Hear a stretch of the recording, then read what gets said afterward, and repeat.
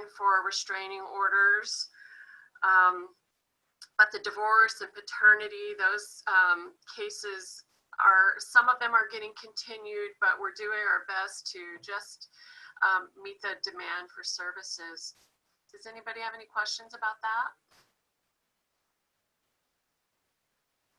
No? Okay. Hi, Marci. This is Karen. Can I ask you a quick question? Sure. Okay. So, good morning, by the way.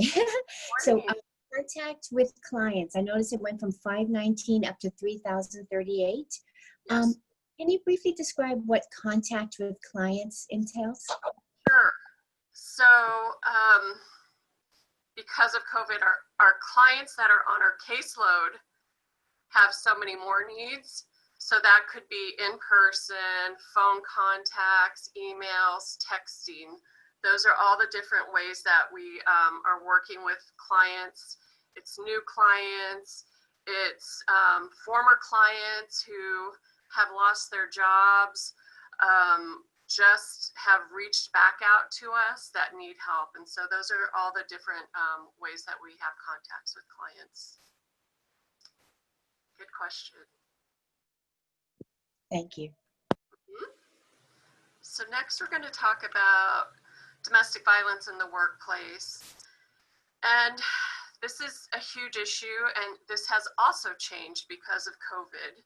So 1 in 5 employees is a victim of domestic violence, and it really takes a tremendous toll on loss of productivity, and it really does impact businesses. And the last several years, we've been making a concerted effort to work with the business community, especially during our Men's March, really engaging those male business owners. And I get chicken skin when I think about this, but last year at our Men's March breakfast, one of our business leaders said, "You are employing perpetrators right now in your workplaces, and they are using your work time that you're paying them and your work equipment to perpetrate some of their abuse." And I was like, wow. Yes, I mean, our focus usually is on the victims, but it was really powerful to see the other side of that. And it is so true. That is where perpetrators are doing a lot of their abuse. But it impacts our health care, everything, and how it looks for an employer could look like a victim a bad employee. So this person is missing a lot of work, or they're constantly on their phone texting, and you think that they're just not really engaged or not really caring about their work, but if they don't respond to texts, their perpetrator could just start escalating. And so it is easier for them just to respond to texts, and they don't want their perpetrators showing up at the workplace or calling the landline. And so it may look like they're not good employees. They may be late. Perpetrators are often picking fights before work, or hiding the car keys, doing all that they can to sabotage them from being able to work. So that really has an impact and a toll on our victims, a financial toll on them. And now we have victims who are trying to work in the home. And so that's created a whole nother dynamic. They used to have some space and some time away from their abusers, and now they are just in the home and have even more control that their perpetrators are putting on them right now. So very, very challenging for us. And I always bring this up because we have Act 206. And a lot of people don't know about Act 206. And it really is protections for victims of domestic violence. And because many people don't know Act 206 exists, they're not telling victims that you need to let your employer know. If they do let their employer know, then all of the work that they're missing to attend court hearings or doctor's appointments, counseling for themselves or their children, that is all protected leave time. And we have many victims who lose their jobs. Our attorneys have been successful in helping some of them get their jobs back, but we don't want them losing their jobs in the first place. And if they can have a safer work environment, that's going to help everyone. Last year, we had the victim who her abuser went to her workplace, shot a gun, set the place on fire. I mean, it can be dangerous for everybody. And so we want more people to know about Act 206. You're going to get lots of handouts. Lindy has the handouts, and there's more information about Act 206. So I always like to include that. I had a hard time today at DVAC. We do a 25-hour training, and so I want to cram so much information into these presentations, and I had like 80 slides, and I'm like, that's too much. So, please, I tried to, you can also have the PowerPoint we'll send out as well. So you have all of this information. So language, this is huge. This has changed over the years. I had the fortunate opportunity last year to spend a week with an officer from New Zealand, and he actually came to Hawaii to learn from us, but I don't think we taught him anything. And actually at the end of the week, he said, wow, I'm so surprised we're so far ahead of you guys because you're America. You put the man on the moon. And I was like, I know, but they really are so much more ahead of us, which was, I took everything that I could from him and learned as much as I could from him. And I think the most powerful thing that I learned from him was they don't use the term domestic violence. They call it family harm. And that is just an easier term to digest. And we've really been experimenting with this in our family court program that we have. And at the end of the slide, I'm going to talk, our presentation, I'm going to talk about all the services that are available through DVAC.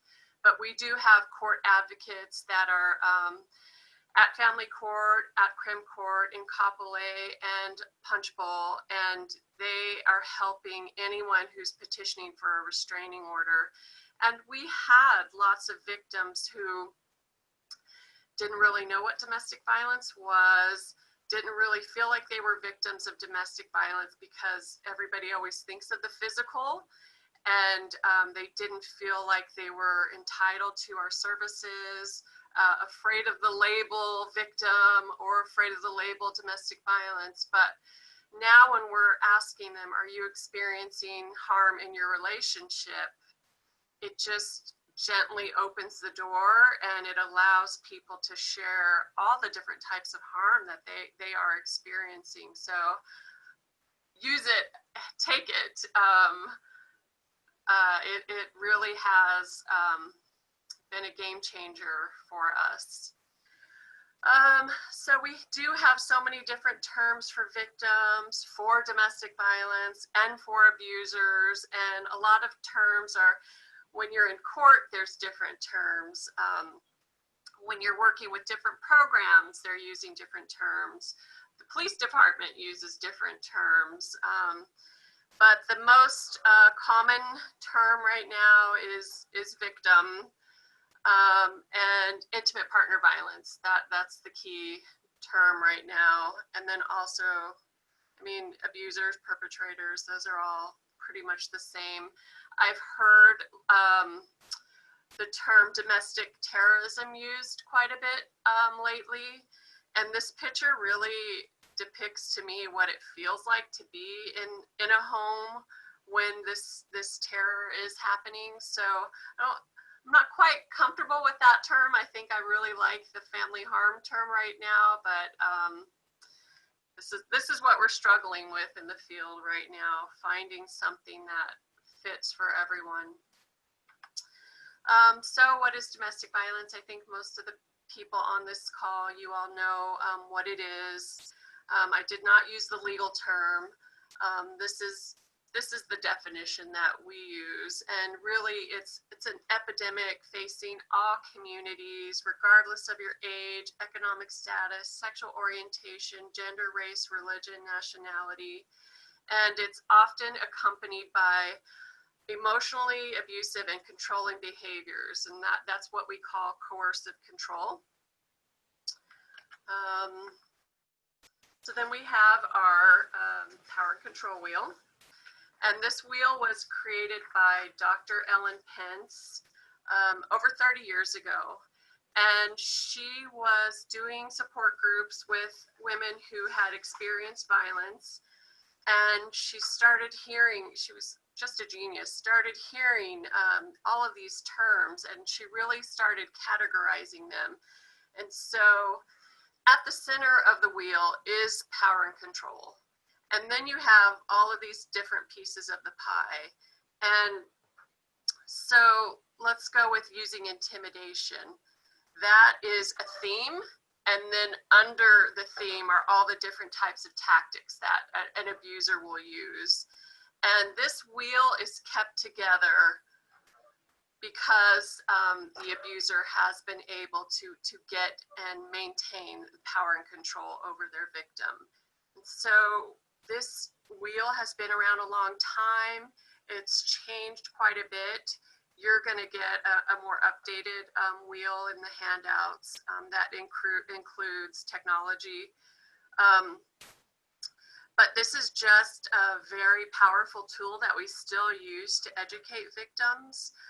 When they see on one piece of paper all of the tactics and things that have been happening to them, and we let them highlight things that their abuser has done to them, it really is just a powerful tool for us and for victims. So physical abuse, that's the most common thing that people think of when they do think of domestic violence. That really is the way that abusers are able to get that power and control. If it's present early in the relationship, it commonly does get worse over time. If there is no physical abuse in the relationship, it can sometimes happen when the victim is pregnant or considering leaving the relationship. And I'll talk quite a bit about that a little later. But that's all the different types of physical violence, the hitting, the punching, the kicking. You can see all of that on the slide. But it is important to note that women use violence different from men. Men just, not all men, but some men are just much bigger and stronger than women, and when they use their violence, it can cause real harm to women or to victims, to their male victims. Women tend to scratch and slap and punch, but men are more direct with their physical violence and cause more damage. They tend to go for the throat, the strangulation, and because they are oftentimes bigger and stronger, they are more lethal. Am I going too fast, you guys? Keep it going? We're doing good? Okay. Yep, you're good. Sexual abuse, we really have been working hard the last, I'd say about 4 or 5 years to really bring up this topic and to talk about it more. It's common in abusive relationships. It's hard for people to talk about. It can include forcing the victim to have sex when they don't want to, making the victim feel fearful about saying no.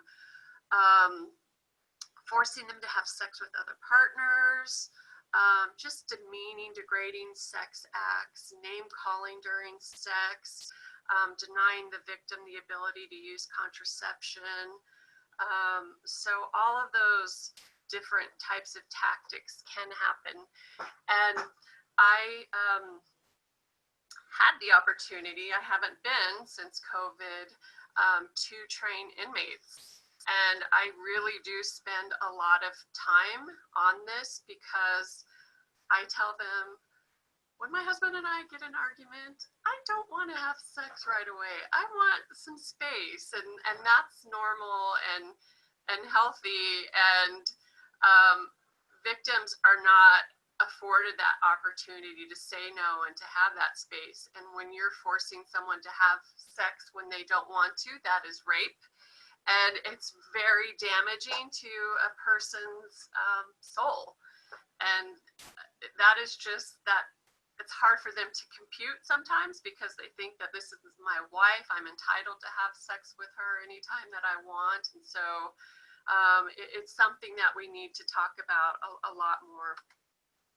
So we have reproductive coercion, and I'm not going to go into that too much, but that is really when victims are not allowed to have full ownership of their reproductive rights. I mean, they're forced to have babies when they don't want to, or forced to end pregnancies when they really wanted to keep their baby. And so that's another issue that our victims are going through. Sometimes they will make the victim feel guilty for not wanting to have a baby, especially if the victim has a baby with other partners. Don't you love me as much as you love him? You know, all of that guilt and manipulation. So then we go into the emotional abuse, and this is really huge. And this is really what has a lot of the long-lasting impacts on victims. It occurs in some form in all abusive relationships, and it really makes the victim feel like they're responsible for the abuse. It makes them feel like they're crazy, and I'll talk about that a little bit more. Makes them feel helpless, hopeless, and many victims tell us that they would rather endure the physical violence because my bruise will go away in a few days, but the mental toll that it takes on them, it can last for years.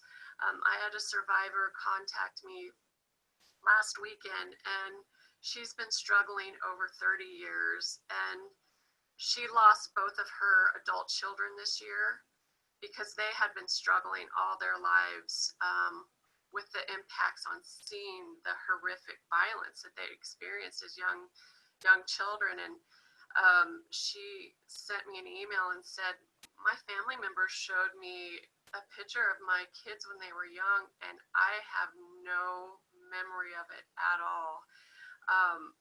She said, I think I just blocked out that period of my time. And so here she is in her late 50s, and it's still impacting her. So this is, it's real, and it is so serious.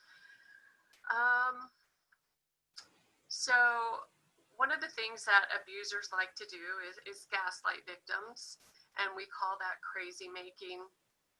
And I believe as women, we have a superpower, which is our intuition. And when you are in a relationship where you learn to not trust yourself anymore, you really lose your sense of intuition and trusting yourself and your gut feeling. And some ways that abusers do that are a tactic called withholding. So that's when they pretend to not really understand or refuse to listen.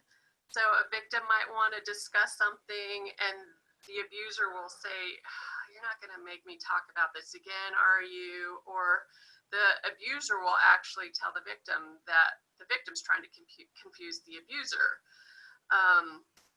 Countering, that's when an abusive partner will question the victim's memory of events. You're wrong, that's not how it happened. And at the beginning, this all happens very gradually. You might think, oh, you might start doubting yourself and, oh, maybe I am wrong. I thought it was happened this way, but maybe, you know, you want to give the person the benefit of the doubt. And so that's how this manipulation gradually happens. Blocking or diverting, that's when the abusive partner changes the subject. Is this another crazy idea that you got from your mom or your sister? Every time you hang out with your friend, you always come back with these crazy ideas. Trivializing, that's when the abusive partner makes the victim's needs just seem unimportant. Victim wants to bring up something that's bothering them, and they start asking, are you going to make a big deal out of this? I mean, all I did was this. So they're really minimizing their behavior and not really giving the victim the opportunity to bring up the issue that they really want to discuss and resolve. Forgetting or denial, that's when the abusive partner pretends to have forgotten what actually happened or occurred. So an excuse for this is maybe the abuser said, let's go to dinner at 6 o'clock. So the victim gets all ready, and here you go, it's 6:30, they're not here, it's 7, they finally roll around at 7:30, and the victim says, what happened? I thought we were having dinner at 6 o'clock. And they say, I never said 6 o'clock, I said 7 o'clock. And so and victims oftentimes can't really explain what's happening to them, to their friends or support networks or loved ones, because it sounds like a little thing. So what? He got dinner wrong by an hour. It's just a mistake. I mean, it sounds, when you take these incidents, it sounds really like a little thing, but when it's piling up over time, the victims really sometimes get paralyzed by this. They don't trust themselves anymore, and they have a hard time. You'll hear them. They will tell you all the time, I feel like I'm crazy. I feel like I'm going crazy. And we're trying to tell them, number one, you're not crazy. We believe you. We believe what's happened to you. And that is so powerful and validating for somebody who's been going through this, to feel like we're not judging them. And when we're educating them and letting them know these are tactics, it's like, oh my gosh, yes, all of that has been happening to me. Okay, let me move on. We've got financial abuse, and this is so prevalent right now. This again is not a lot of people know about financial abuse, but it is another way that victims get trapped in the relationship. And it's the reason why many victims stay in the relationship or return to the relationship.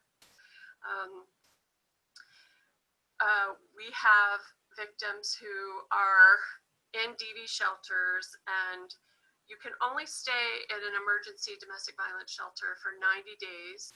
You can get an extension to get more time if you're on a waiting list to get into another form of housing. But really that 90 days is not a whole lot of time to start your whole life over and to have the financial means to start a whole new life. And so many victims are forced to, even when they are the breadwinners, to give all of their money to the abusers. The abusers will sometimes ask for receipts for everything. Abusers oftentimes control the finances, all of the finances. So a victim might not even know that they're in debt until they have left the relationship and they're in shelter, and we're trying to find them a new place to live, and they run a credit check and they are just blown away. They have no idea. Abusers will sometimes not pay taxes. And so there's all of these ways that victims feel trapped. And because we have such a lack of housing, many victims will return to their abusive partners because they don't want to be homeless, or they have that pressure from their children to move back to the home where they were. I miss my toys, I miss my friends, I miss my dad, all of that additional pressure. Any questions, you guys? No? Okay, keep going. Strangulation, we do an 8-hour training on strangulation alone. I just put this slide in here because I want to bring it up. It is very serious. Law enforcement uses the term strangulation, but many victims use the term choked me. And we have to teach victims to use the term strangulation, and we have to be using that term because that's what law enforcement uses. For them, choking is you have something in your throat and you're choking on it. Strangulation is when somebody is intentionally and deliberately cutting off your airways, your pathways for breathing or blood flow. It is serious. In many instances where victims were killed, that incident right before included them being strangled. So it's a huge issue.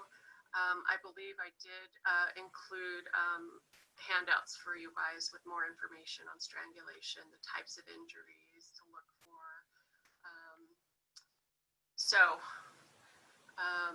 This is how the wheel is looking for us right now with COVID.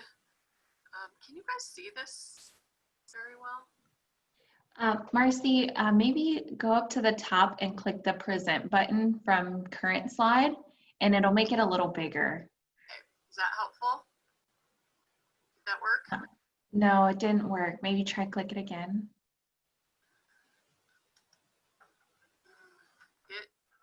It brought the slide. I have two screens, so it brought the slide on my other screen. It's nice and big for me, but it's not helping you all.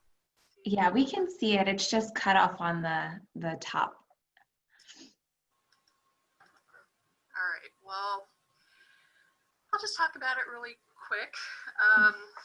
So economic abuse, really, again, impacting the way victims are able to work in the home, not wanting them to work outside of the home, not scaring them really about COVID.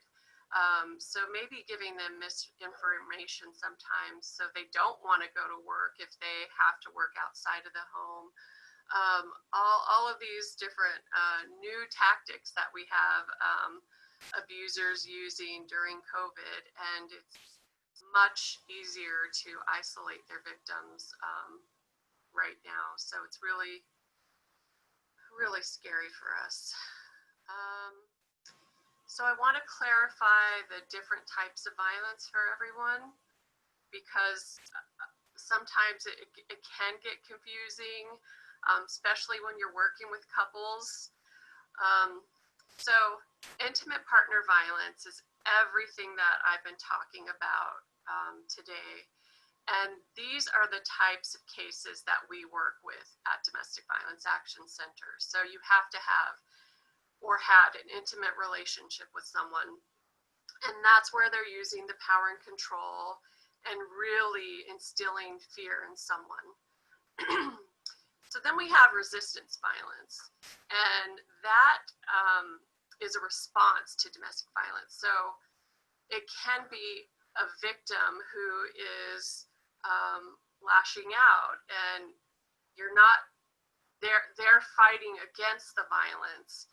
And we have a huge epidemic happening right now. We have, on average, I just calculated my totals. We have many, many victims who are getting arrested right now. So since March, we had 27 females arrested. May, we had 41 females arrested. June, we had 30 females arrested. July, 25 females. And already, as of August 17, 20 females. I've been running some of those names in our database from the HPD arrest log. And some of these are victims that are known to us at DVAC. And on our chat and helpline, we've had victims contacting us saying that they've been arrested. They called 911 for help, and they're the ones that got arrested. And so how this can look is our police officers are only getting 3 hours of domestic violence training when they're new recruits. So best practice is 40 hours. And we just don't have enough training. And we have many people who were trained years ago. They've been on the force 15, 20, many years, and they haven't received that training. And I'm getting training all the time. There's always so much new information that's happening. But police, their role is to respond to a scene. And they are not taking into context the whole relationship and the power and control dynamics. A lot of times the victim will look like they're erratic at the scene, and then you have the abuser who looks so cool and calm and collected, and they're saying, look at her, look how crazy she is, she's crazy, she scratched me. And then they'll ask the victim, did you scratch him? And they're honest, they'll say yes, and then we have victims getting arrested. Or victims who the officers are telling them, if you leave the house, we can arrest you for COVID violations. The other thing officers do oftentimes is they will first ask the victim, are you willing to press charges? And that is scary. And a lot of times victims don't know what that means, and they might say no. And so they won't write a report, or they won't make an arrest or do anything at the scene. And so we're just getting so many calls and texts and chats from victims saying, I called the police, they didn't help me, I don't want to call them. So I'm sorry, I kind of went into a rant, but that is resistance violence, and it is a real thing that is happening.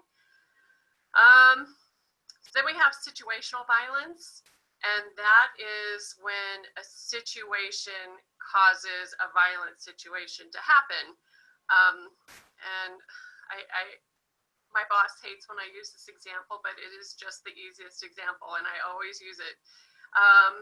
You may think you are in a wonderful relationship, and you find out that your partner, loved one, has been cheating on you, and you lose it, and you act out violently. That is not the normal personality that you have. It's the situation that caused the person to act violently.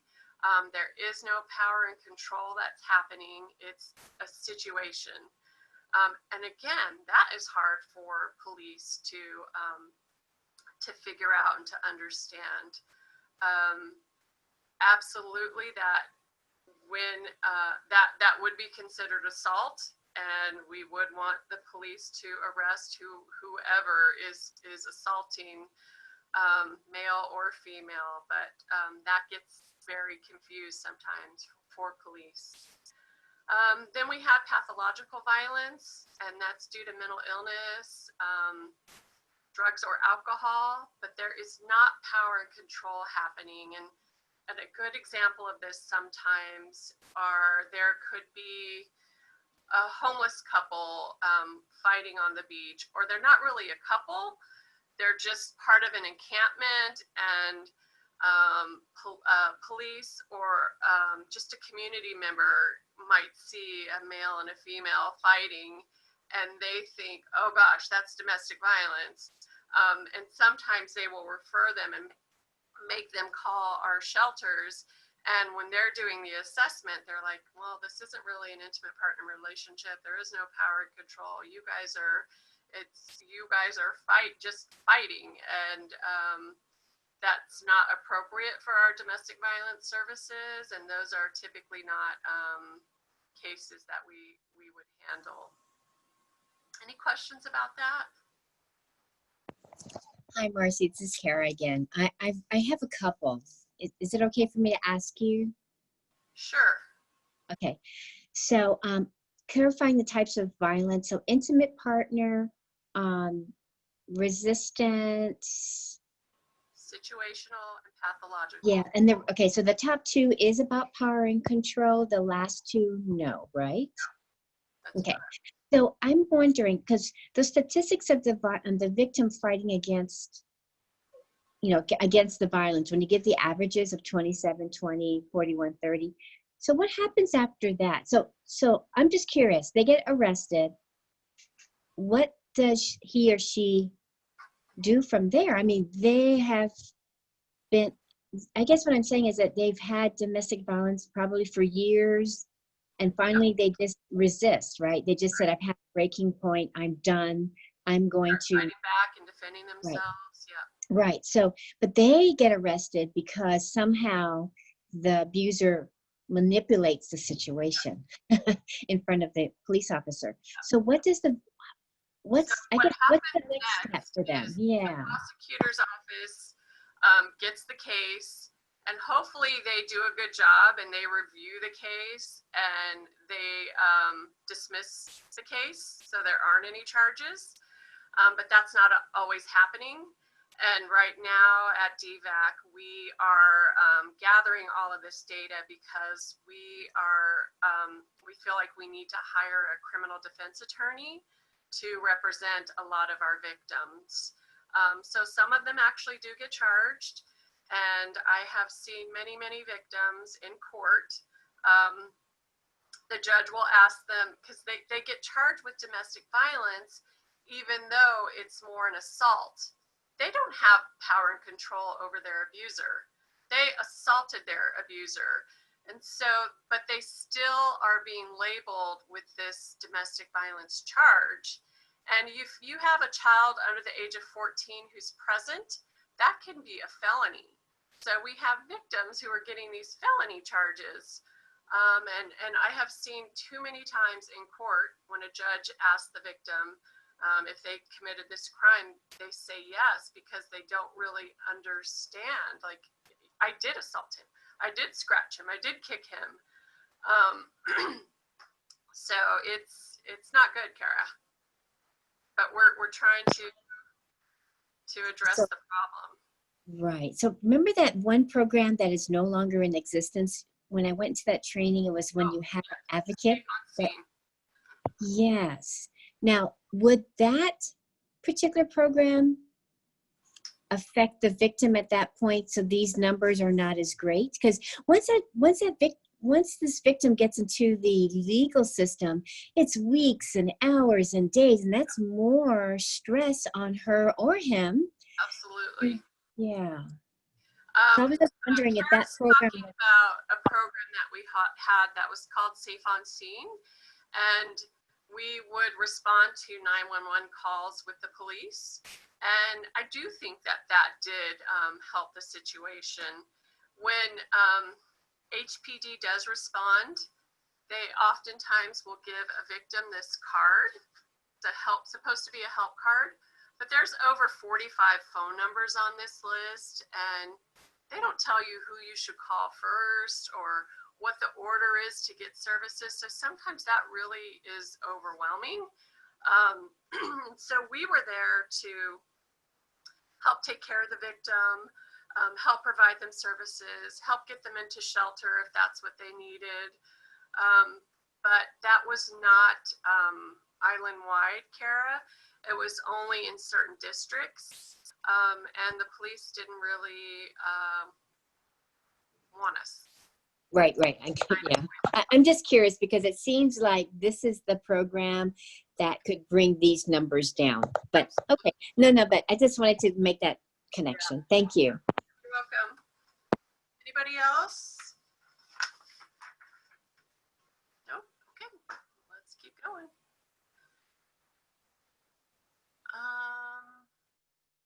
So, public beliefs about abusers.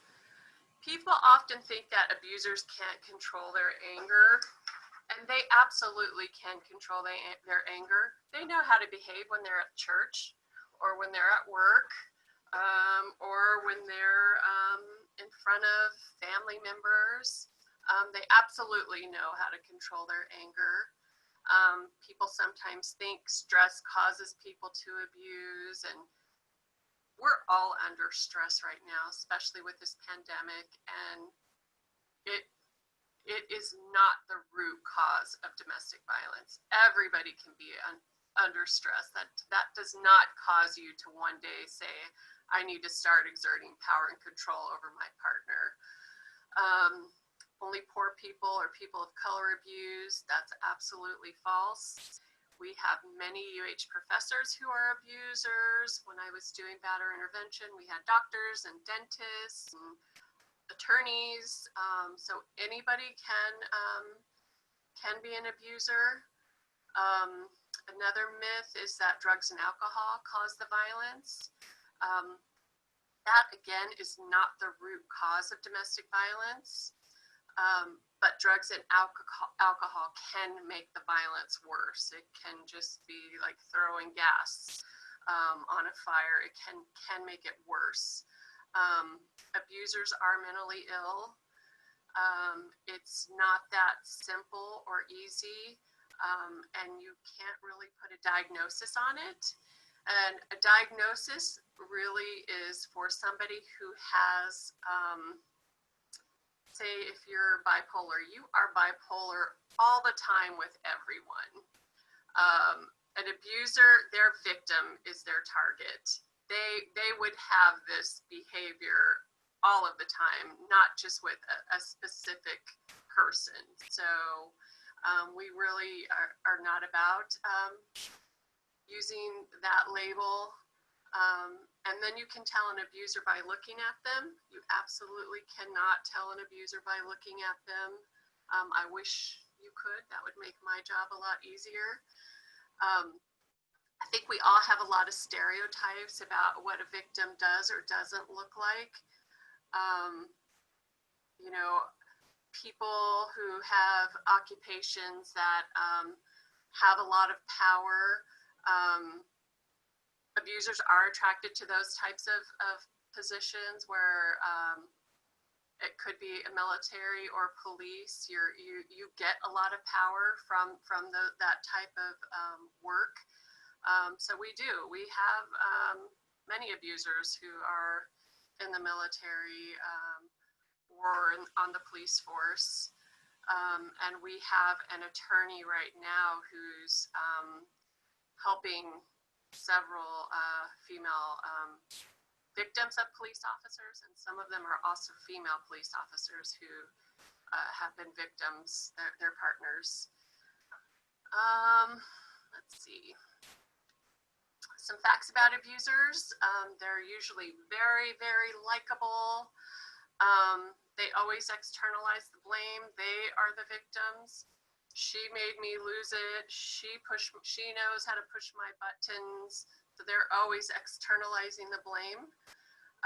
Again, present very well, especially at the scene of a 911 call. They tend to minimize the negative impacts of their actions and their behaviors, selectively act on their anger, have a very different perception of the truth. And some of them have displayed repeated jealousy. That is highlighted red because that is a red flag and an indicator of lethality. But they oftentimes undermine their partner's status, weaknesses, and authority. And if they are parents, they will use the kids. So now I want to talk about motivations of those who are abusers or who batter. And we have four different types of motivations: materially motivated, entitlement-based, sadistic-based, and survivor-based. And the materially motivated, those are the types of abusers that get into a relationship to see what they can get out of it. They want the material benefits of the relationship. and they don't really have a focus on the partner. They're not really about being in a loving, caring relationship. These types of abusers are also often human traffickers. So there is another link between human trafficking and domestic violence. And I was at a trafficking training this year, and they were talking about how it's hard for people who work in the hotel industry to identify trafficking, because a lot of times it looks like the victim is in a relationship with the trafficker, and a lot of times they are in a relationship with the trafficker, and they were not in the sex industry prior to that relationship, but their abusive partner got them into that industry. So there's a lot more work being done around that, and there's a lot more pressure on us in the domestic violence community to work with trafficking victims. So that's just another emerging issue for us. So then we have the entitlement-based abusers, and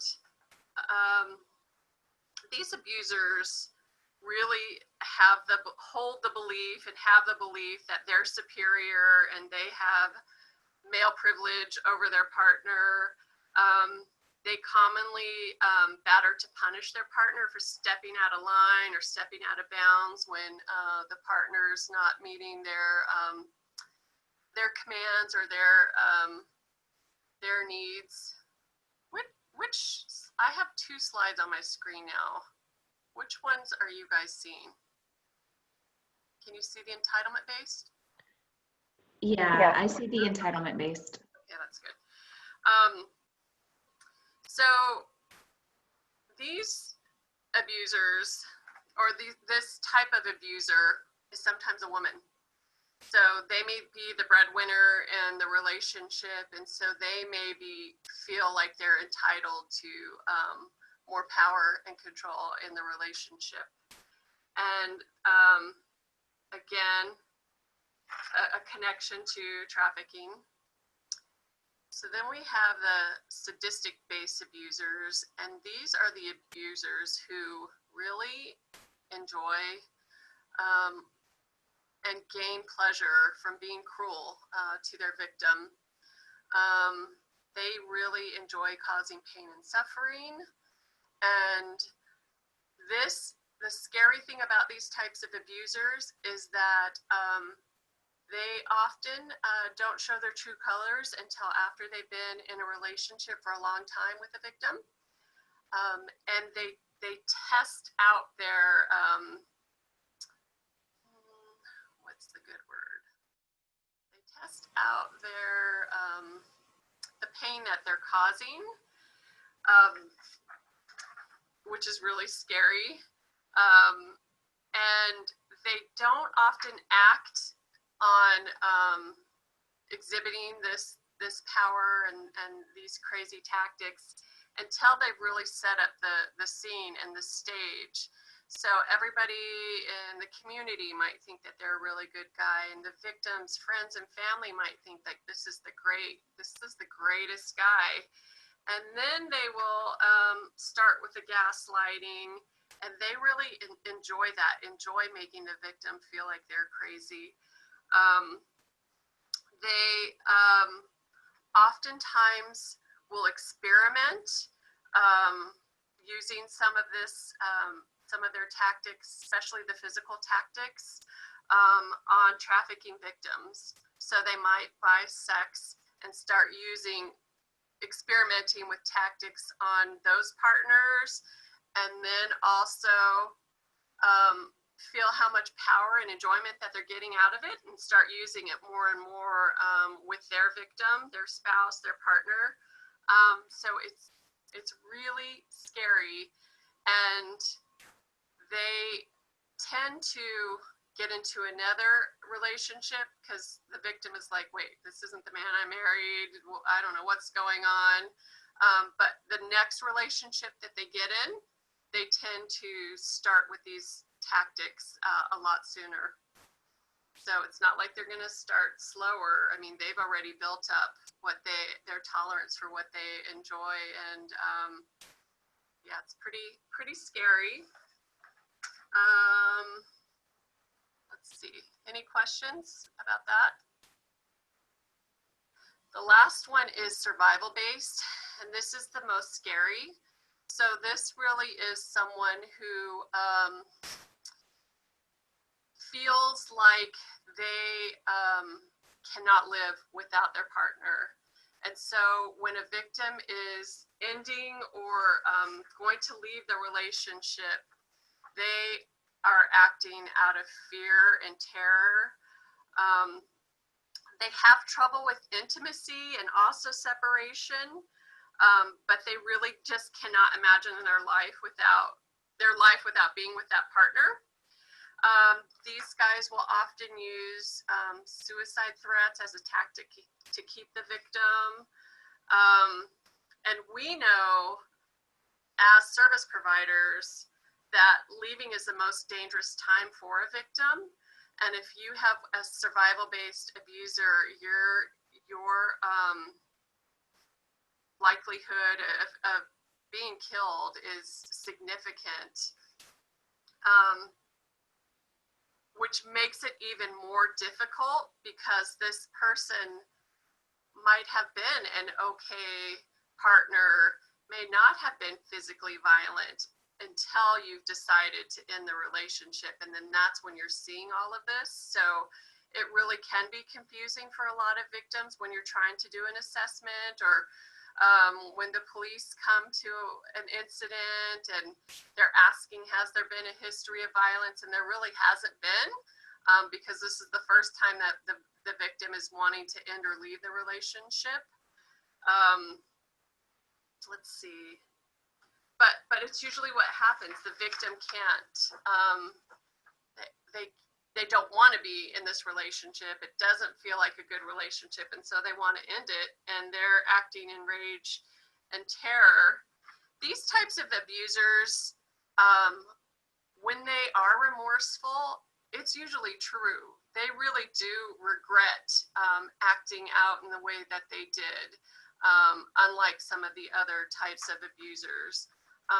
Their remorse tends to be genuine.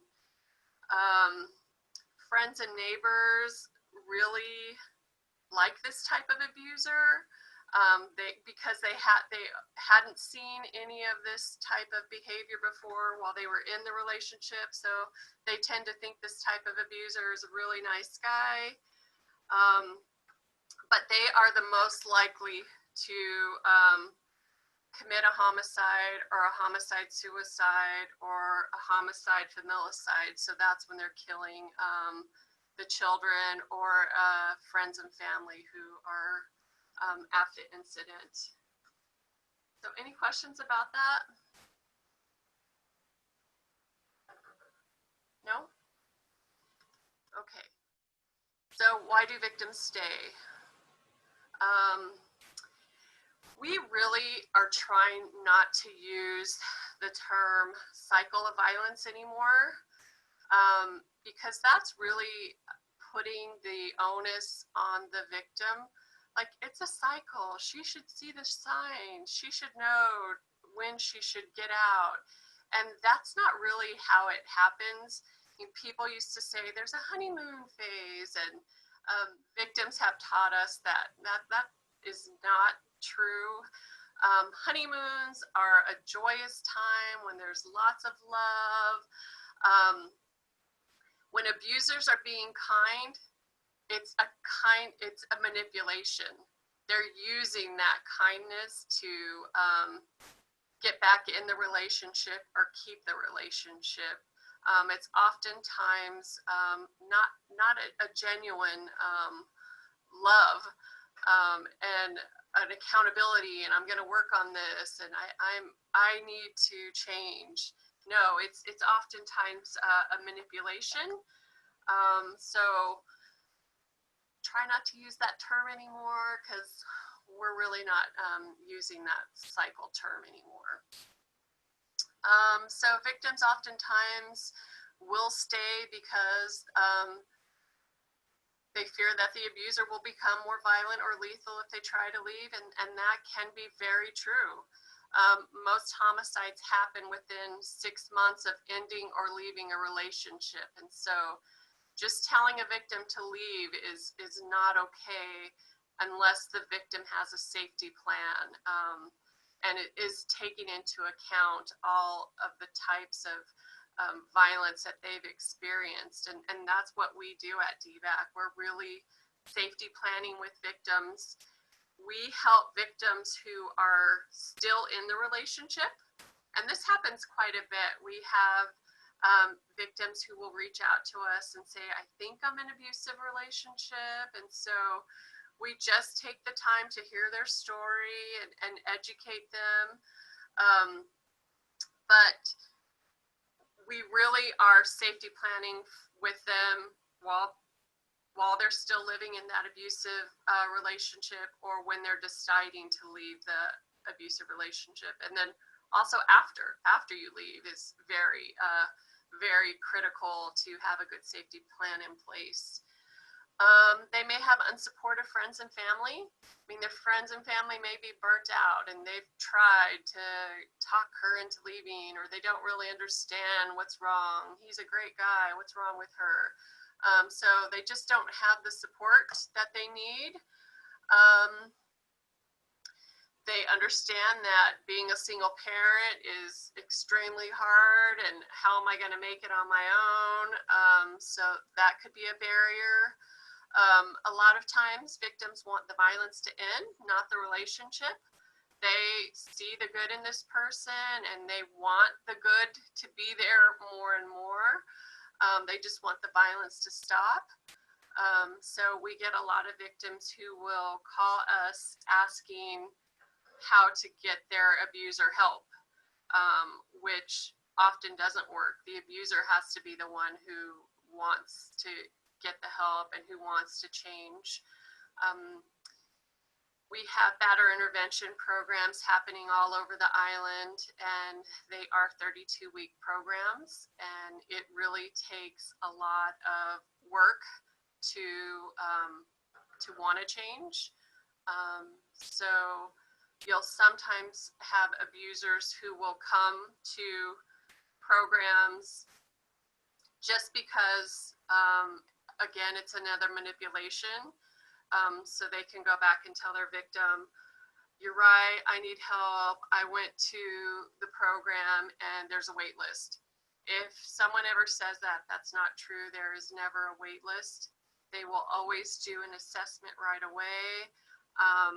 And they will try and get abusers into class right away. So that is a form of manipulation.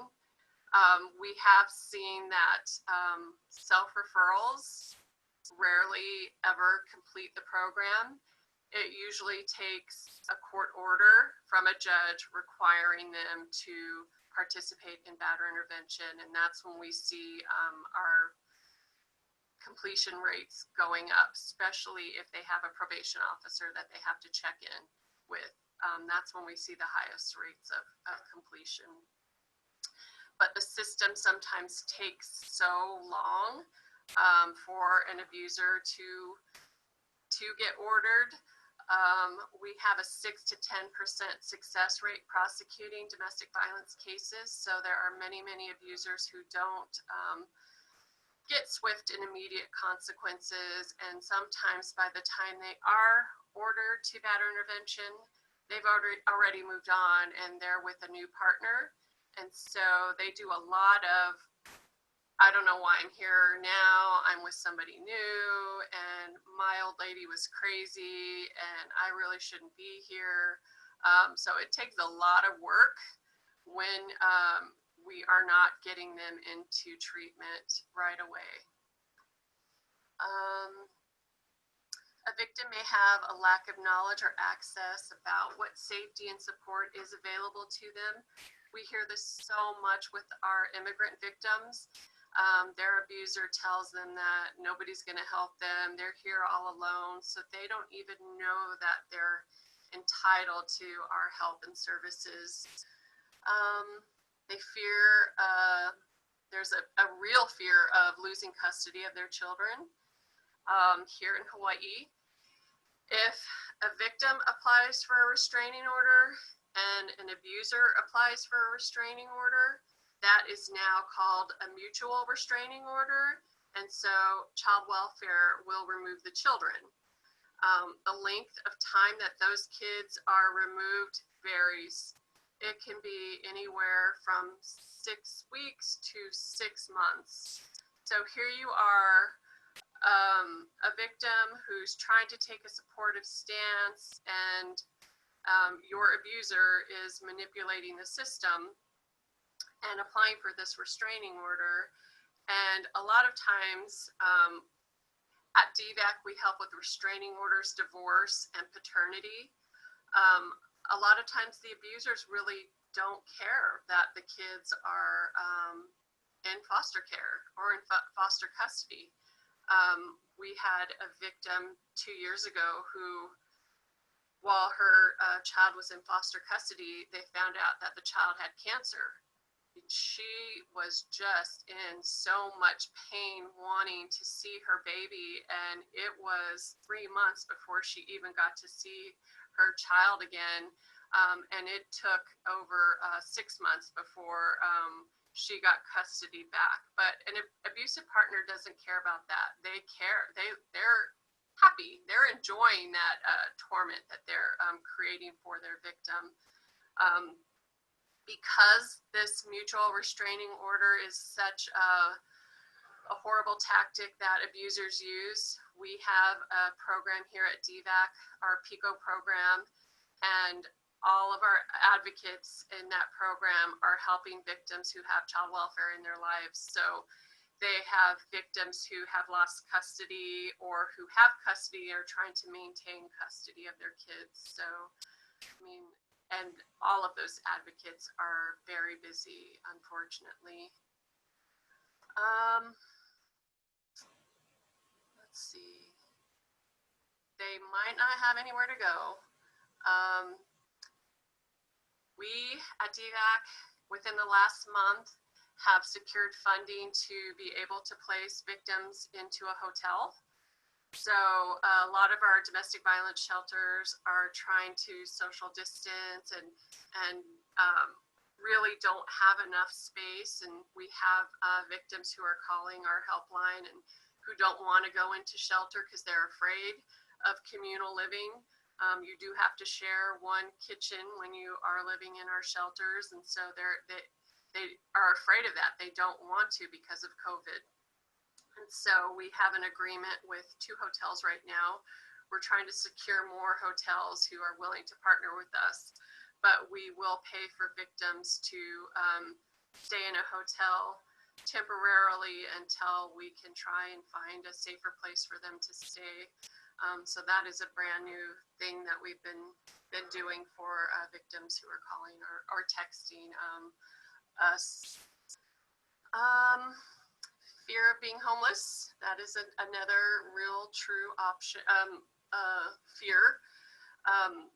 Our Partners in Care Homeless Coalition is now asking about domestic violence when they're doing their point-in-time counts, and they are seeing that 80% of their homeless population became homeless because of domestic violence.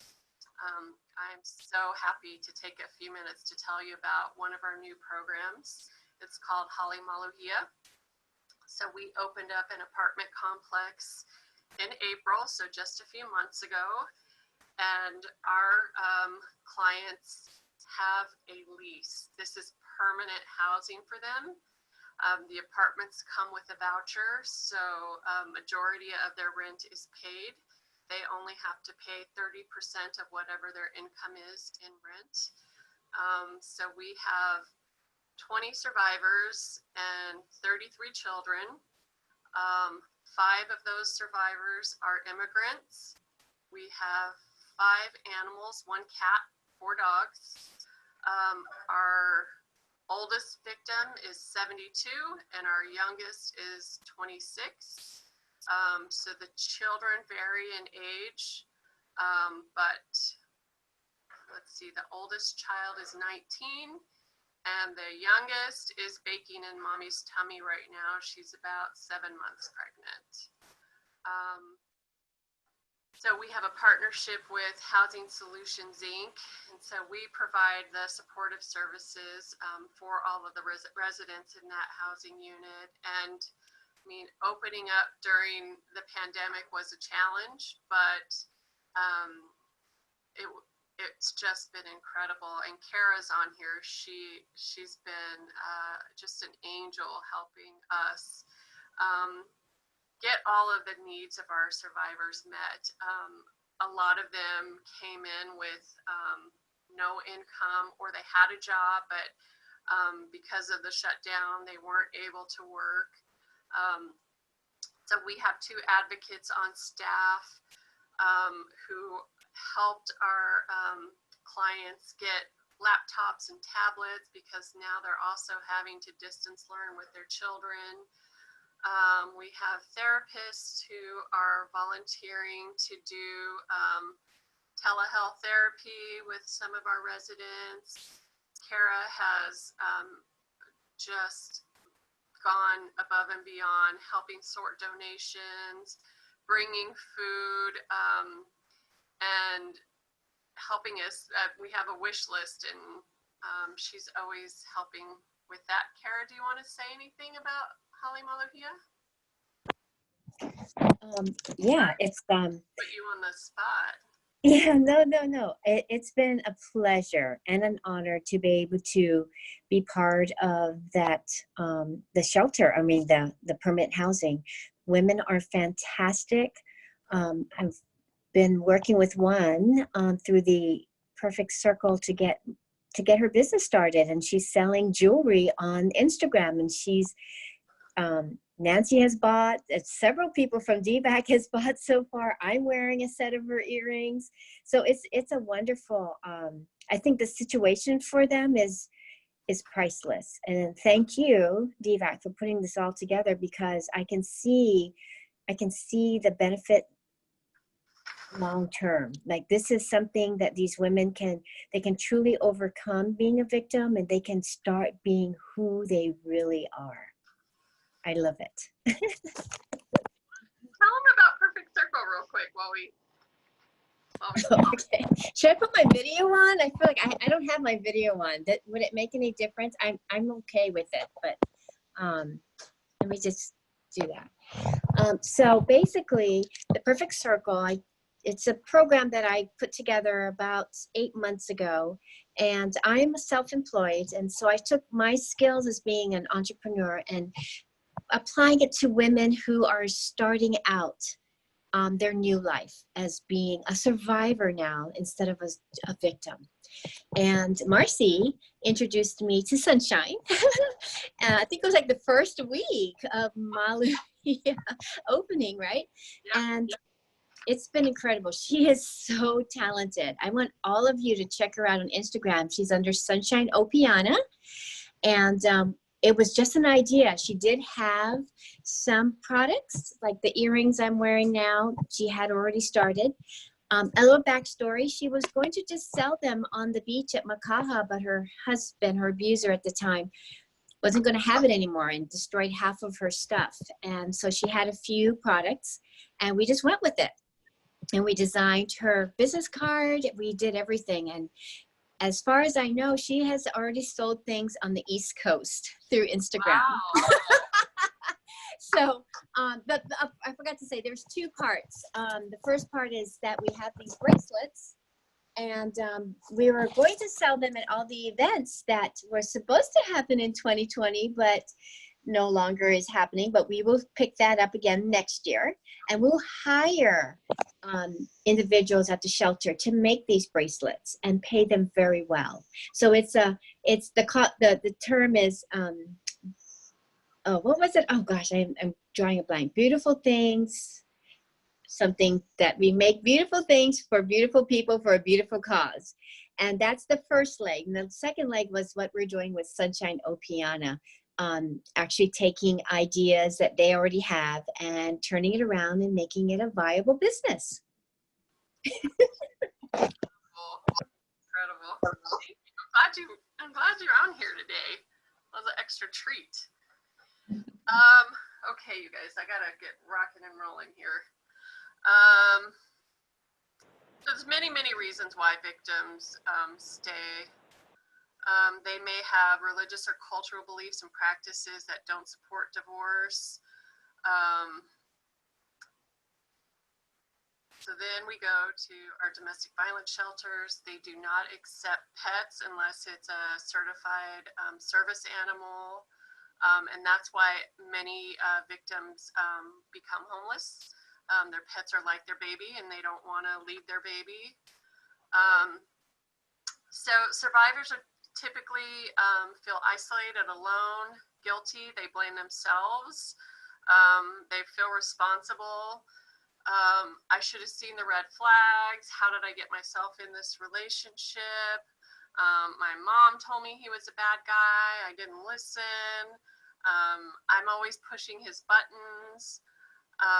They may feel like they have no power and control, ambivalent or confused. They might feel like they can't survive on their own, depressed, a lot of stress reactions.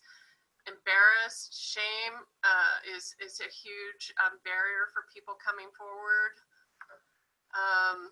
So then we have the psychological effects, high rates of depression, thoughts of suicide, suicide attempts, psychosis, mania, depression, PTSD, emotional shock, feelings of low self-worth.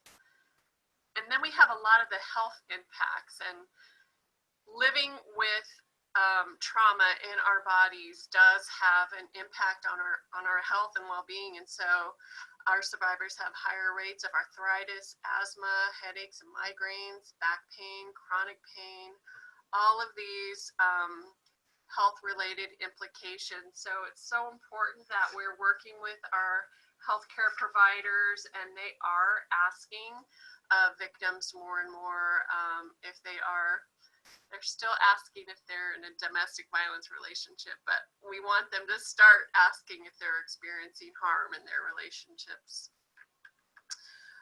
Substance abuse.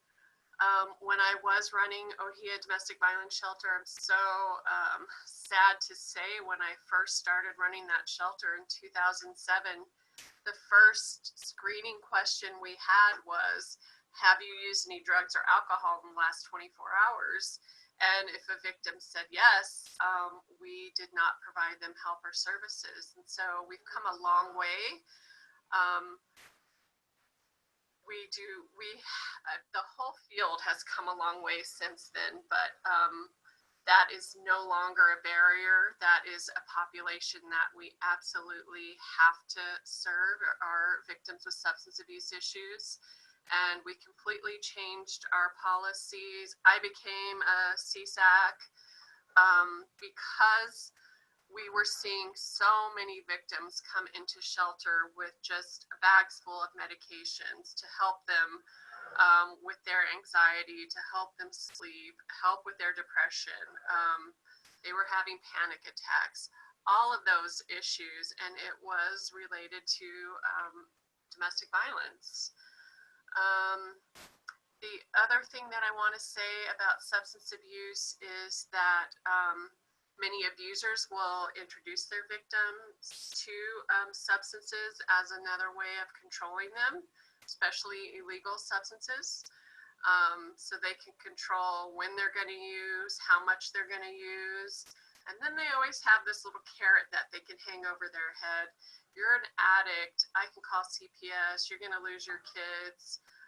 So that is just so damaging for victims. And many victims will not go to substance abuse treatment because 60, 90 days in treatment, you're going to have to leave your kids with your abuser. And so it's a huge issue and a huge challenge for many of our victims. Any questions about that? Okay, we're off on to the children. And if you guys have questions and you want to talk to me after, please reach out. If you want more training on any of the topics, each of these topics is a much larger training. So you can always contact us and request more training. Children, how are they exposed? They could be directly witnessing the abuse. A lot of times I will hear victims say, oh, they never saw us fighting, because they really do try to protect their children from seeing that, but they can hear the abuse. They may be trying to intervene and they get harmed during an incident. They may be forced to watch or participate in abusing the victim. Some abusers will use the children as a spy, or use them to abuse or manipulate the victim.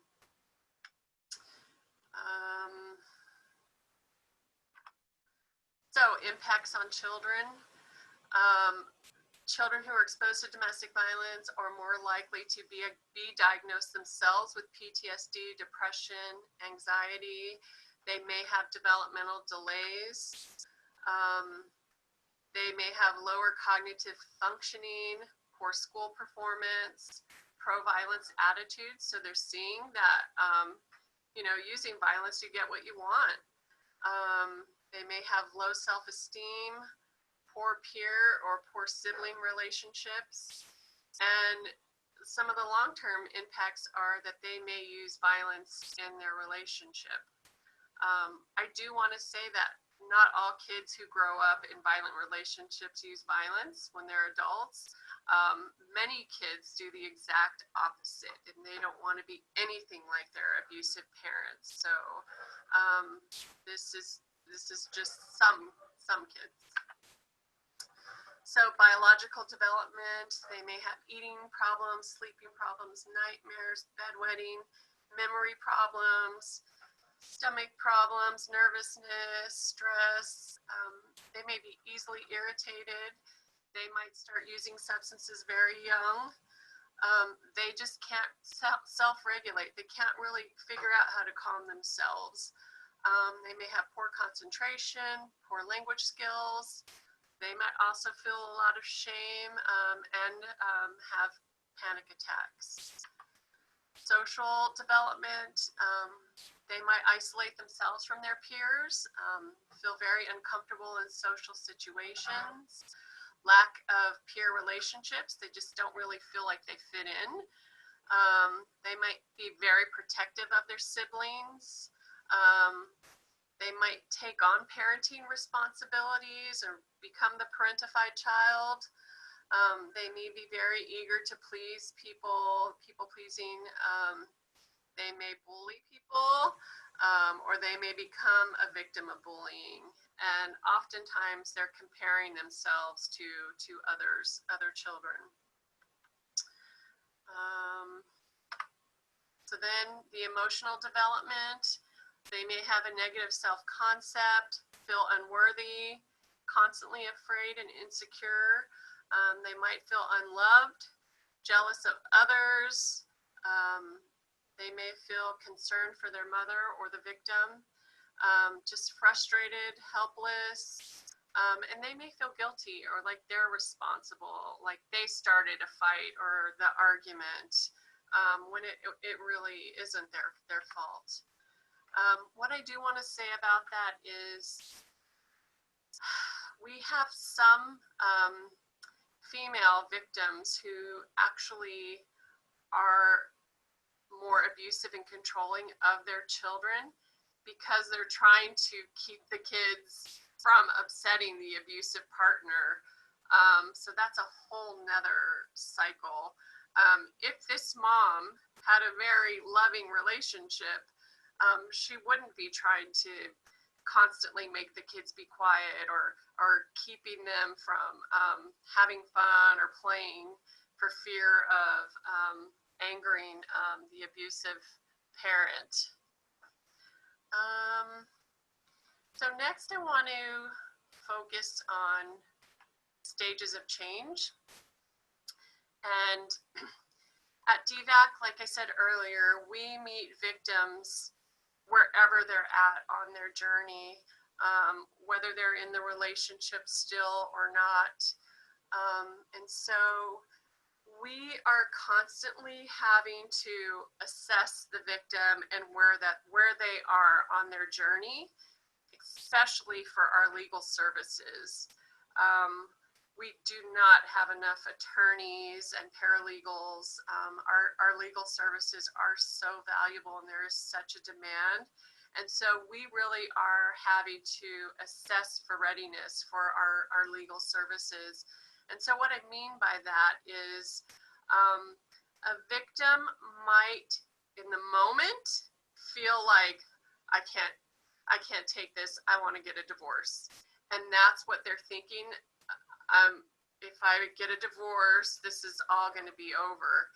And if this is very early on in the victim's journey, things can change so much. The victim might now finally be leaving the relationship and then feeling all of the challenges that encompasses, and then they might decide to return to the relationship. So the next few minutes, I'm going to quickly go through a little bit of the stages of change. So the first stage, the victim really has a focus on their abuser. And then the second stage, they're starting to focus on themselves, but they still have some focus on the abuser. And then the third stage is when the victim is really focusing on themselves. And that's the goal. That's what we want.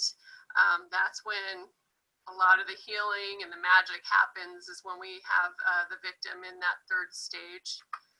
So stage one, focus on their abuser. That's when there really is no plan in place. Like when they may just, I need a divorce, but there really isn't a plan on how to get that divorce. So they really lack information or education about DV. They may be isolated. They might have some involvement with child welfare, so they're just starting to get into the system. They may still be living with the abusive parent or partner. Their identity and reality are still very defined by their abuser. She may operate on survival mode or escape behaviors. Fear of him is greater than the trust in herself. So remember early on I talked about how that loss of intuition and really being able to trust themselves. They may have never thought about leaving the relationship until maybe the police respond and the police tell them, you need to get a restraining order. So maybe it has never crossed their mind quite yet that they need to leave this relationship, or they don't even know how to leave the relationship. They believe when bad things happen to him, worse things are going to happen to her. She may believe that she can change the behavior. All of these different things are stage one. So again, there's really no plan in place. So then we get into stage two. And this is when the victim is starting to focus a little bit on themselves. So she still might be ambivalent in this stage. I love him, I hate him, I want to leave, I'm not sure if I can leave. I want help, I want him to get help. So she's just confused and can't quite make a decision yet. She wants the violence to stop, but the relationship to continue. There's still that belief that the child need a father, but she's worried about the effects that the father is having, or the abusive partner is having on the children. And so Victims oftentimes stay in a relationship because of children, but then they also leave because of the children when they start seeing these impacts or behaviors that the children are exhibiting. She may feel sorry for him, wish he would change. She may cry a lot. She may have tried leaving him before. She's contemplating leaving again. I want to leave. I don't know where I'm going to go. I don't know how that looks. I've tried a shelter before. Let's see. She might be numbing out emotionally and using substances, avoidance behaviors. I'm going to move on because I'm running out of time. Stage 3. So here we have the focus on self, and this is really what we want to happen. The victim has turned her love, anger, and fear and resentment into disgust and contempt. There's no longer hope for change. She wants counseling for her and her children, and oftentimes she's already started the process when this happens. She may have already started attending support groups, but there's a plan in place, and there's some education and time that's been happening. The victim can see herself outside of the relationship. They're not afraid of being alone. They've adjusted to that idea. She may have been involved in the criminal or civil justice system. She may have a restraining order. Let's see. She could still be numbing out with substance abuse, demonstrating avoidance behavior, but the victim is open and wants to change and do what's best for their children. So, things you can do at each stage. Remember, please, number 1, always believe the victim. Remember that a victim who denies violence is not really in denial. They simply might not feel safe to tell you the truth. So you might take it as denial. Empower versus rescue. So at DVAC, when we say empower, we mean that we don't just give a victim a referral or a resource list. Call these agencies. We will actually fill out applications. We are right there with the victim, doing it for the victim until the victim can actually do it for themselves. I sometimes struggle when we have new advocates who think that empowering is, I referred her to all of these agencies and she hasn't done anything yet. And we have to go back and remind them how overwhelming that is. Maybe she hasn't had to fill out an application for 10 years, and now she's got 10 applications you're throwing at her, or 10 agencies you're trying to refer her to. And so we are there from the very beginning, and we will fill out the application and fill out another one if we have to, and another one and another one. We're helping that victim until we have them in the best circumstances for themselves, and they're able to, I got this now. Oh yeah, you showed me how to do it last time. I can do it now. So that's really what we mean at DVAC about empowering. And we're always cheering them on. I had an interview about 2 weeks ago. And Hale Maluhia hasn't been open that long, but hearing survivors share what we've done for them in this short amount of time was really just amazing, and amazing for the city funders who were there. And the survivors were saying themselves, well, the city asked, well, what does DVAC do for you? What does your advocate do for you? Everything. If I need something, I tell her, and the next thing I know, it's there. So it's that kind of trust building that we're doing with them that ultimately is going to lead in more empowerment and more confidence that they're going to be instilling in themselves. Give them as much information and education as you can. Try not to help break down the isolation if you can. Listen more. Let them tell you their story. Validate their strengths, intelligence. Just be a good person. Be there. Listen. I always tell people that you don't have to be an expert in domestic violence, but you do have to know who to call and who to send them to for services. That is important. What else, you guys? So when a victim has children, assessing for readiness can be different. How are the children responding to what's happening or happened?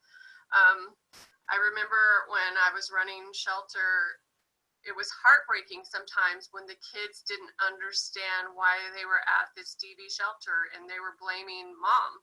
Why are you making us live in this place? I miss my friends. I miss my dog. I miss my dad. Why are you making us stay here?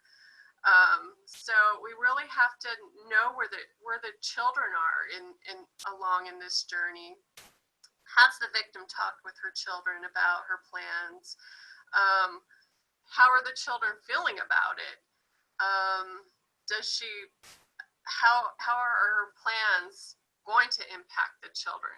That's all things that we have to take into consideration, because that's how we're going to be able to inform our services and help her plan and help plan for services for her children. Does the victim have support?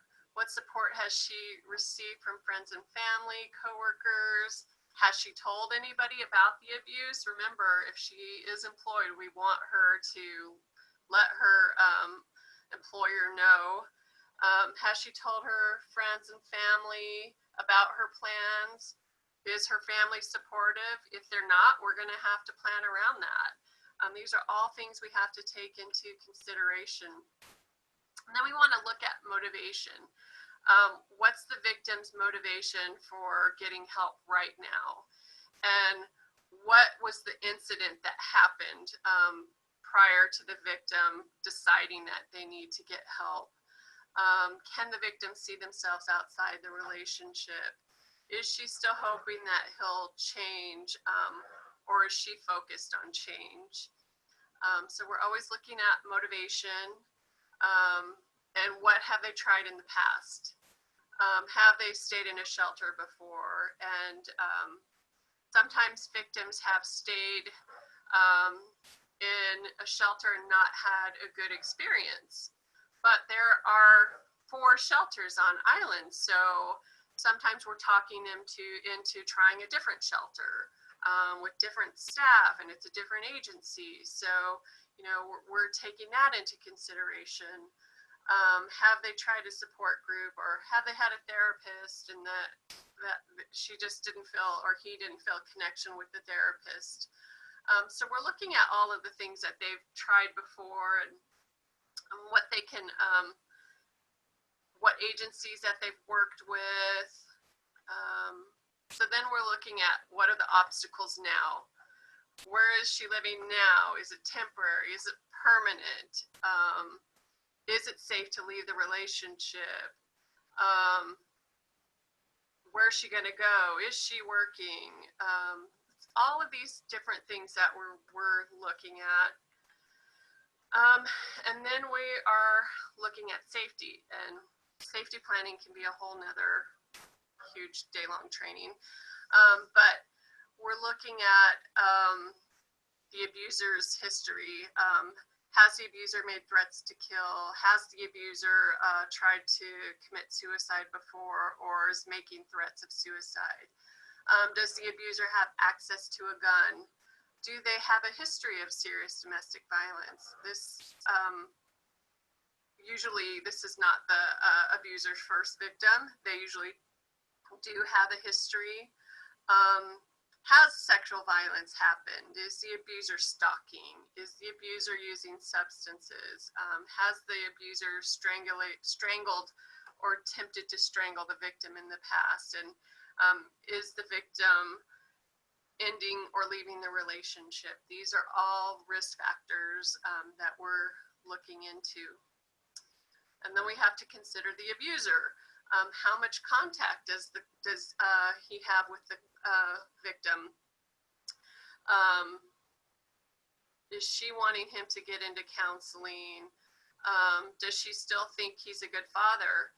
And the reality is sometimes abusers are good fathers. They may be horrible partners, but they are good fathers. Is there a lot of sadness regarding leaving the relationship? So we're looking at all of these different things. And, you know, safety plans, they are not a guarantee. We wish they would be, but we do our best with safety plans. Safety plans are changing. We are sometimes safety planning with victims every time we're talking with them. They may have just went to court, and so we know that the abuser might be escalating, and so we have to create a whole new safety plan, or they may have just moved into shelter, and so it is not a one-time document that you just create. It's always changing and evolving. And then I always like to show people this slide. This is what the system looks like. And it is not easy entering these systems. People think that it's so easy for a victim to leave, and our work as advocates is really helping a victim navigate all of these different systems and paths, and it's overwhelming, but it's our job to help the victim navigate through these systems the best we can, doing what the victim wants us to do. So lessons learned from us. Whether a victim stays or leaves the relationship, they still need our advocacy and support. Some victims are not safer when they leave the relationship. TRO may not protect a victim. It could actually escalate and make things worse. Some abusers just see it as a piece of paper, and they don't really care about that piece of paper. And sometimes our TROs take a long time to get served. So that is another challenge. You guys, I think I am gonna go ahead and stop because we are almost out of time. Do you want me to open up for questions? Yeah? Yeah, questions would be good. If anyone has any last minute questions, feel free to turn your mic on, or if that's a problem, you can go ahead and put them in the chat box and we'll get them answered. I do see that in the chat box, a few people are asking for the link for Sunshine. Kara, I don't know if you want to reshare her Instagram name either in the chat box or let us know, we can write it down. She's okay. beautiful I'll do artwork. I know, she's amazing. Have you seen the latest? It's amazing. But I'll be glad to do that. I'll put that in chat. Okay, thank you. Oh, I'm so excited, you guys. Support her work. Okay, if we don't have any questions, I'm going to talk about our services at DVAC for the last 9 minutes we have. So we have our helpline. It is now 24/7. Prior to the pandemic, it was just 8 to 5. We have our legal services, so help with restraining orders. Sometimes we do not have enough attorneys, but if we do a good enough job helping the victim with completing their petition, they don't always need an attorney at their order to show cause hearing. So we try and do a really good job helping them with that petition. So then we help with divorce and paternity.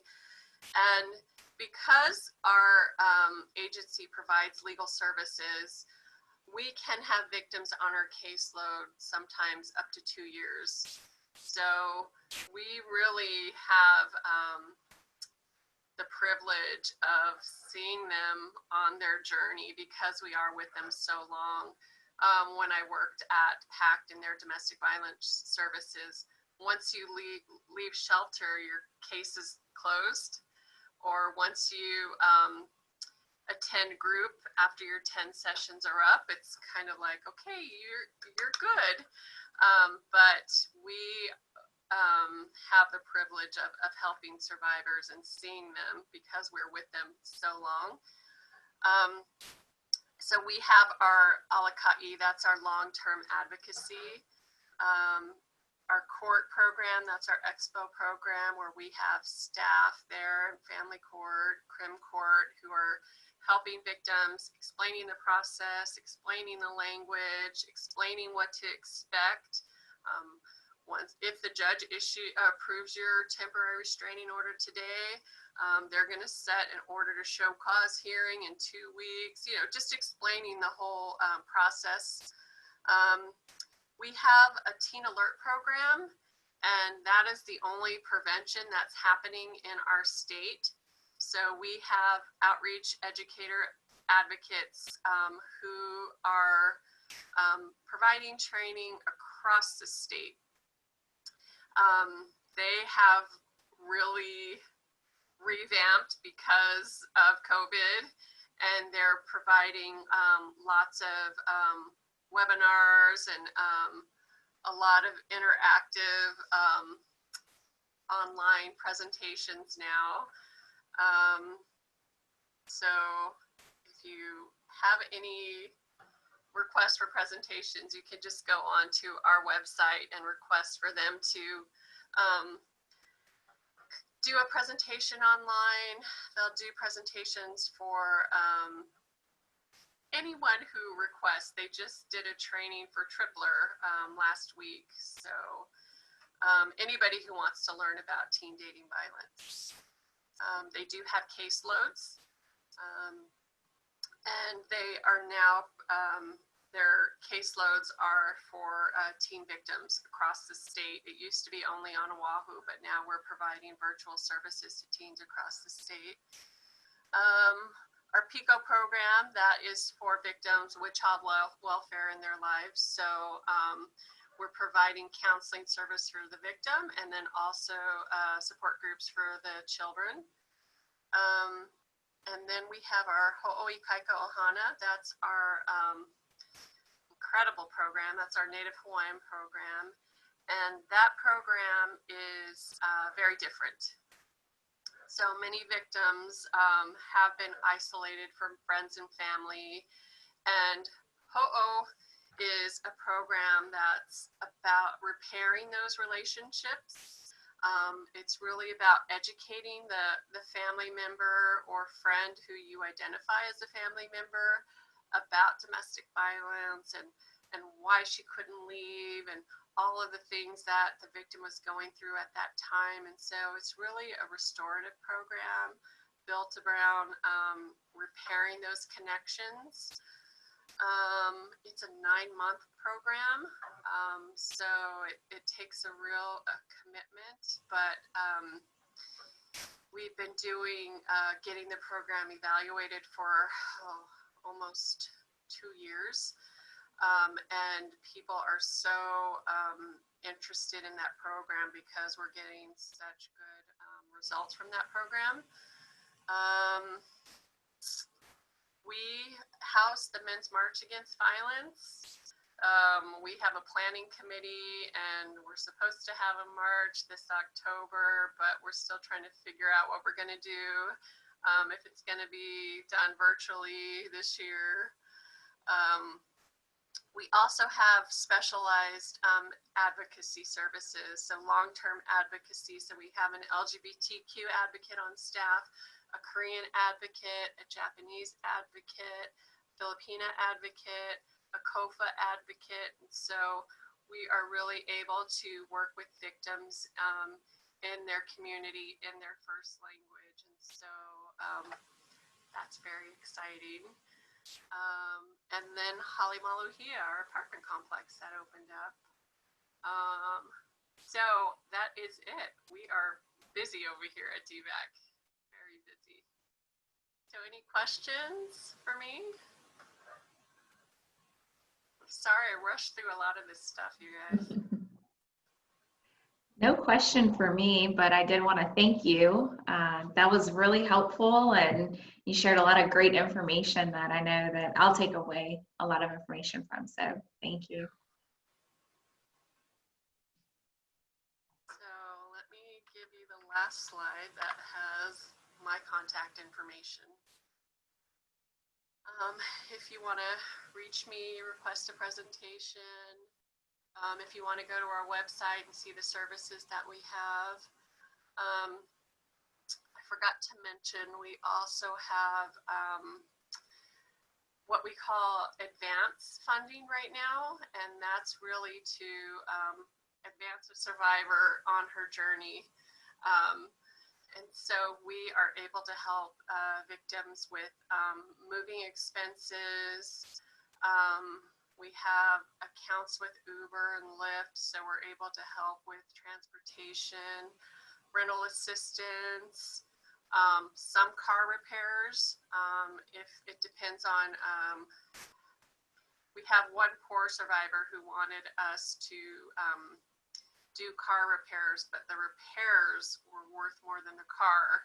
So we're still trying to figure out how we can do that.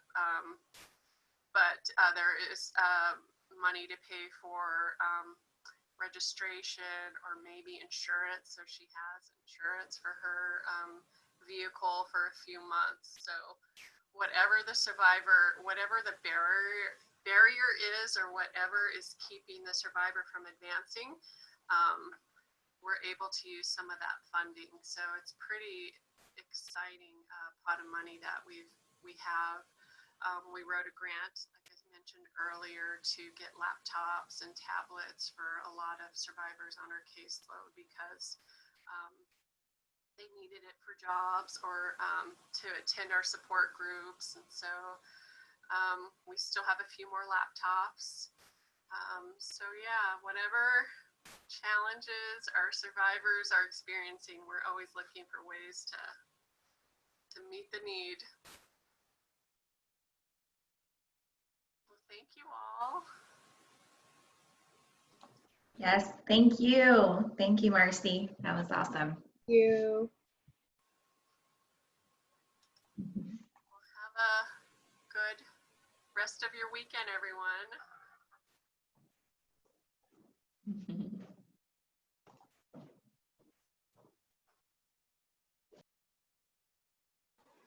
Aloha. Have a great weekend. Bye. Bye. Thank you. Bye. Thank you.